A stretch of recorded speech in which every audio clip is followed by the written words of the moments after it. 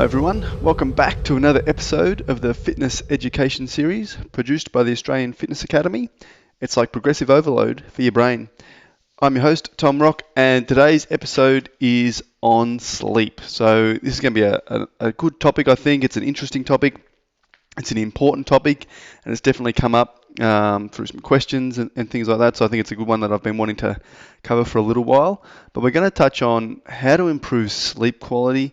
We're going to talk a little bit about why it's important, but some different things you can look to implement to help improve your sleep, and which is important for basically everybody. So a lot of the research I'll sort of touch on today relates to athletes or the athlete population, but it will carry over to all people, and generally if we're talking about fitness and training, it definitely carries over to that as well. So today's podcast is going to look at sleep, why it's important, and then give you some tips on how to improve your sleep and what you can look to think about to improve the quality of your sleep potentially as well. So I think in terms of getting started, I think the benefits of sleep, we're not going to talk a whole lot about the benefits of sleep. There's obviously a lot of benefits to sleep, but generally it's, in a big overview, it's optimal. It's vital for optimal mental and physical health. So it has a range of different benefits. It can improve cognitive function. It improves potentially sports performance. But things like sleep's important for regulating hormones, especially the ones to do with like recovery. So things like growth hormone, testosterone, cortisol. All these hormones have an effect on our ability to recover and how we perform. And sleep helps to regulate those. So if we're not sleeping well and we're not getting enough sleep, we find these fluctuation hormones, which may mean we're not functioning optimally, I guess. So other things like increases in mood and energy levels are also good benefits of good sleep or benefits of good sleep. So sleep is very important, and it will affect a lot of different aspects in life. In terms of measuring sleep, we're not going to touch on that too much today either. I want to give you some more, I guess, practical examples and how to improve sleep and what you can sort of implement to do it. In terms of measuring sleep, it's not always easy. It's getting, I guess, there's options to do it today or these days, given the wearable technologies and things like that. But there sort of have been shown to be a few limitations with those sort of things. Generally, the gold standard for measuring sleep, which would be done in a lab-based scenario, is called polysomnography. And there's only one study I sort of could find that sort of related it to sort of some of they called it commercial sleep technology. Things like Fitbits, Garmin's now do it. I think the Apple Watches also have sleep measuring functions or measure or give you readings on your sleep. In this study, that sort of I won't mention a whole lot. They looked at just the measure of sleep time between the commercial sleep technology, which was a Fitbit, compared to the lab-based gold standard of sleep measurement. And what they generally found was there was a significant difference. Generally, there was a difference of between 51 plus or minus 152 minutes between the two devices. So it's absolutely fine to measure your sleep, and you'll get measurements from things like Garmin's and Apple Watches. It's just important to be aware of their limitations in terms of comparing maybe your sleep to someone else's, or however you think you slept well, but your Garmin says you didn't, or you didn't sleep well, your Garmin might say you did. So it's important to be aware of limitations. But again, over the long run, you might be able to see differences in potentially sleep time and things like that based on those outputs from those wearables. But it's definitely not something to rely on specific numbers exactly. So that's just something to consider in terms of measuring sleep. Other options for measuring sleep, and again, a lot of the things we'll go through in terms of improving sleep quality. You don't have to measure your sleep exactly to work out, is my sleep getting better, is it getting worse? Hopefully these are things you might feel better, you might wake up feeling more refreshed. All these sorts of things may happen in the long run that you find is a result of this. It's going to be hard to get a very specific number to show your improvement. But in terms of monitoring sleep, other methods such as there's like people can keep sleep diaries, or sometimes just sleep questionnaires are used to see how someone subjectively thinks they slept. Did they wake up feeling refreshed? How many hours sleep did they get? That sort of thing. So previously, keeping it fairly simple, in one of my athlete wellness questionnaires, they just have a simple question about their sleep. So how many hours did you sleep, and did you wake up feeling refreshed? That sort of thing. And that can give them a quick snapshot of how an athlete's potentially their hours they're sleeping in. So at least I can have a look and see if they're getting enough hours of sleep. And if that's potentially an issue in regards to under recovery, or not pulling up well from training, or mood, or cognitive function, or all sorts of things, you can sort of start to get a little grasp on. So that's just simple ways you can measure it. But again, hopefully, no matter if you might know if you think your sleep is good or if you think your sleep could be better. Very hard to measure objectively, but hopefully you can still look to implement some of these things and hopefully feel some improvements in your sleep as well. So what we're going to sort of talk about is strategies to improve sleep. And I generally put these generally come under the banner of what's called sleep hygiene. So there's a number of we'll sort of go through what sleep hygiene is and the different components, but it's basically a range of strategies to improve your sleep by improving your sleep hygiene. And a lot of this comes down to education. So if I'm running, whether it's with athletes or clients, you can look to provide education on this. It may not be, depends how you do it. It might be formal, it might be informal, little tips and tricks there. It might be a certain thing you look to cover, whatever it is. But if sleep is important and they're not recovering, maybe it's something you can get them to look into a little bit further, or something you can mention. So probably the first thing, and there's a lot of things we'll sort of touch on, we'll look at sleep duration a little bit, we'll look at sleeping environment, we might talk about napping a little bit, if napping's a good thing or a bad thing, light regulation, so bright lights, dim lights, all sorts of stuff, we'll talk about that. And then we'll potentially touch on a bit of nutrition intervention stuff too, which is right at the end there. But we'll sort of go through a few little ideas and strategies that you can implement today. So the first one, I guess, is expanding your sleep duration. And sometimes education can be a great tool just to get people to reflect on their own current practices. If it's not something they've ever thought about, they may not know how long they sleep or how much sleep they get. So starting with a simple sort of expand your sleep duration can be a simple initiative to get someone to implement. So rather than sleeping 6 hours a night, they aim to sleep 8 hours a night. So whether that's going to bed earlier, getting up later if possible, but generally be going to bed a little bit earlier to maximize the amount of time they can actually get to sleep. And probably we're not going to talk about hours in duration, how much you need, it'll differ from person to person, but generally 7 to 9 hours, somewhere in there is going to be the recommended sleep duration for people. So if you're getting less than 7 hours, generally more for sort of the athlete or the training population, because we want to obviously promote good recovery. Anything less than 7 hours, the first goal I would say is to expand your sleep duration. Try to get more than 7 hours sleep. Aim for at least 7, if not 8, maybe 9 potentially. Again, individuals may relate differently to or respond differently to different durations of sleep.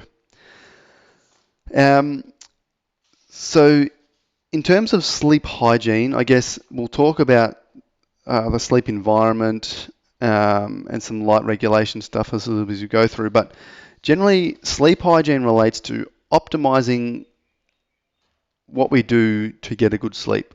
So it's going to cover things a little bit of nutrition stuff, things like avoiding alcohol, caffeine, that sort of thing will affect sleep. It'll cover how lights, bright lights, blue lights affect our brain and stimulation. And it'll look at optimizing the bedroom environment. How do we make sure we're in a good environment to get a good quality, good sleep, but also like get sleep, but also good quality sleep.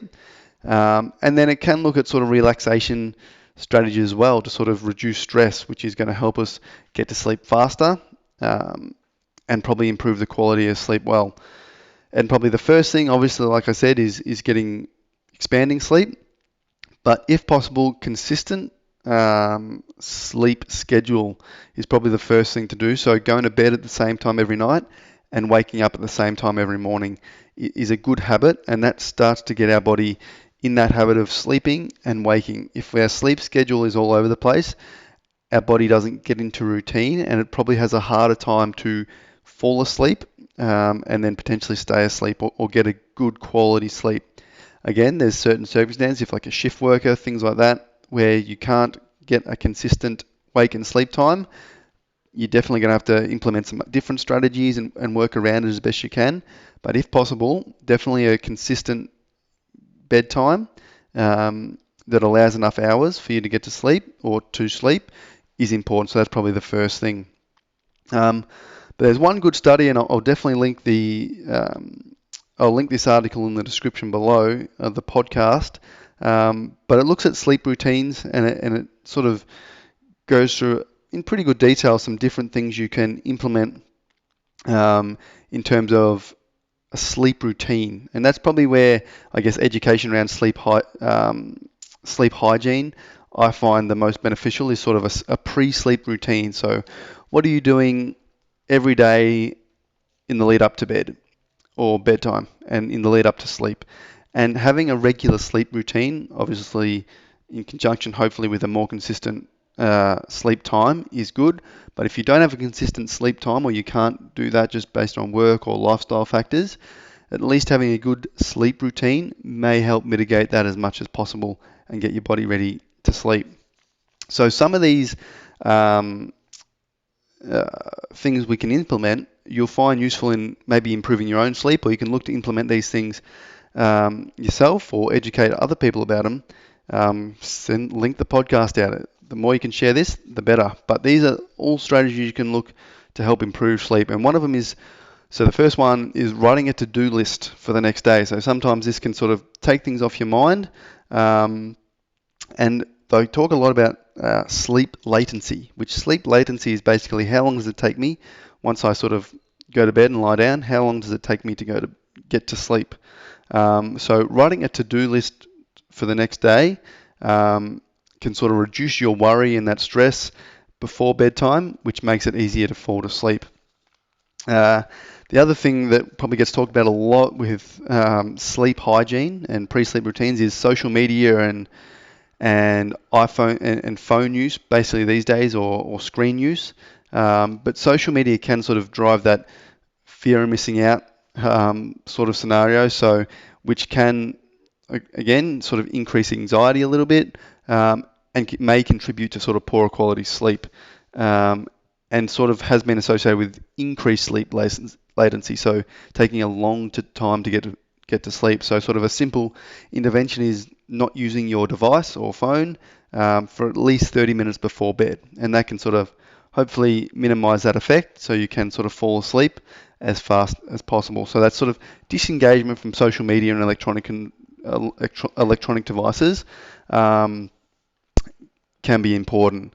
They sort of, in this one, they sort of mentioned like a good alternative to that can be reading a book. So find a paper book to sort of reduce that sort of light into the eyes, which we'll touch on in a second.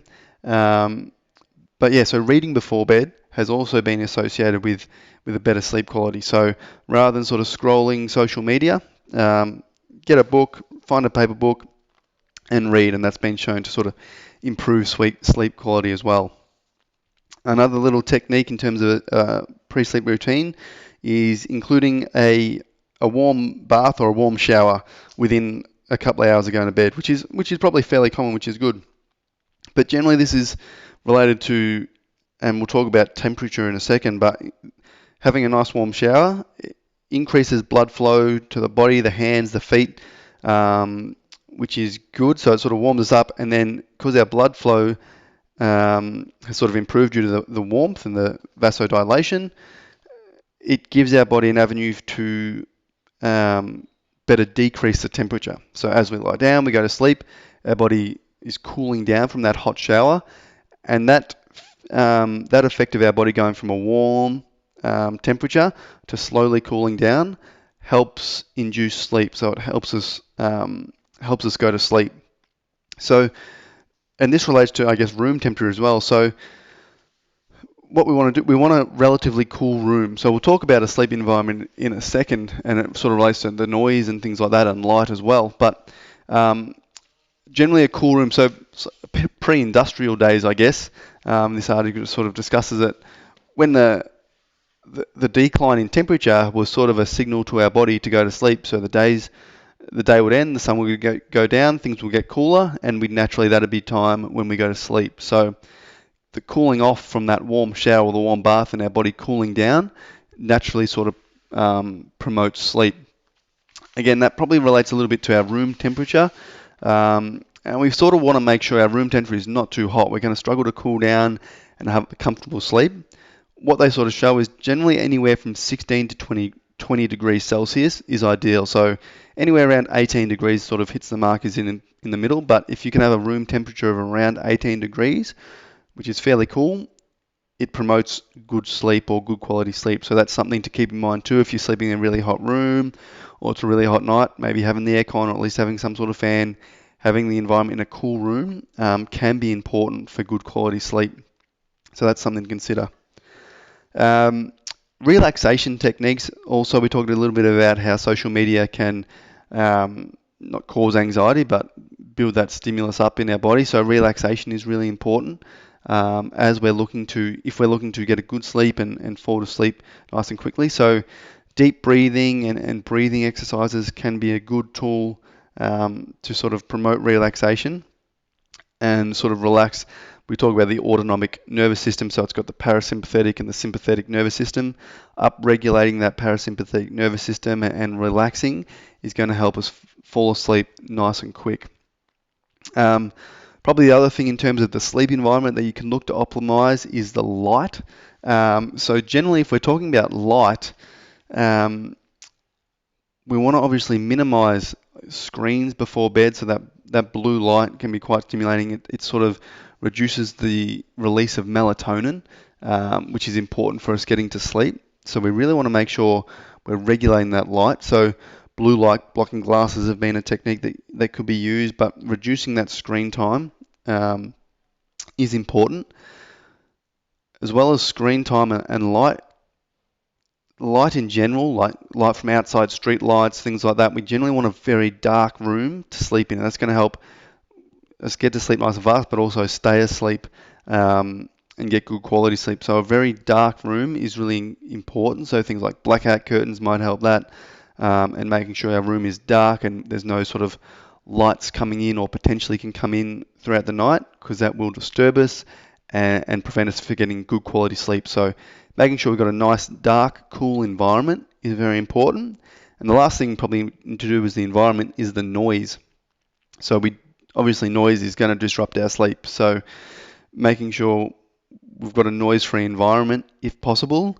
Potentially earplugs can be a good option to reduce the impact of noise. So if you live next to a train station or a busy road and you get traffic noise, earplugs may be a good idea. If maybe you're sleeping next to someone who snores, and that can definitely be disturbing of sleep. So earplugs could be a potential option to help control that noise and that effect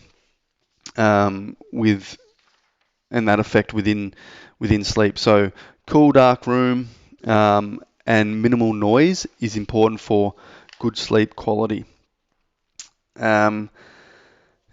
In regards to, so hopefully that's a good couple of little tips there in terms of the pre-sleep routine that you can sort of start to look to implement a little bit yourself.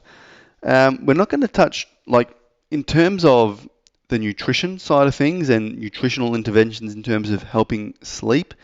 There's a lot of stuff out there in terms, especially these days, like supplementations that apparently will help you get a better sleep. All these sort of things. I'm not going to get into supplements. Again, I've done a lot of podcasts on supplements, the good and the bad, and things like that. I think if you're looking to implement supplements, definitely looking at a dietitian or something like that. Ask them questions; they'll be able to help you out and let you know if it's appropriate and it fits within a well-balanced diet. And if you're not doing any of these other, sleep routines and setting up a good sleep environment initially, probably the nutritional stuff is not going to make a big difference in terms of the supplement side of things. So that's probably the very tip of the iceberg. If everything else is perfect, that potentially may assist you a little bit, but you're going to get the most from creating a good sleep environment and having a good pre-sleep routine, I believe. Probably in terms of a pre-sleep routine, or the main things nutritionally, we've talked about before, and I previously did a podcast on caffeine. Avoiding caffeine is obviously a stimulant. If we generally want to avoid caffeine after 3 p.m., but probably after midday is a good rule too. So avoiding caffeine is going to improve our quality of sleep. Alcohol is not good for a quality sleep, so avoiding alcohol is important. Probably the other thing is excess fluid ingestion. So obviously we want to stay hydrated throughout the day, but if we can sort of reduce having lots of fluid later at night and in the evening, that can potentially help us not need to get up and go to the toilet in the middle of the night. So if we don't have to get up and go to the toilet in the middle of the night, we're probably going to get more or deeper, better sleep. So that's just something to consider as well. In terms of eating before bed, generally if we can avoid having a heavy, large meal within 2 hours before we go to bed, it's ideal, and it's going to help us improve that sleep latency, so we'll get to sleep a bit faster. So you generally don't want to have a big, large meal just before we go to bed. In general,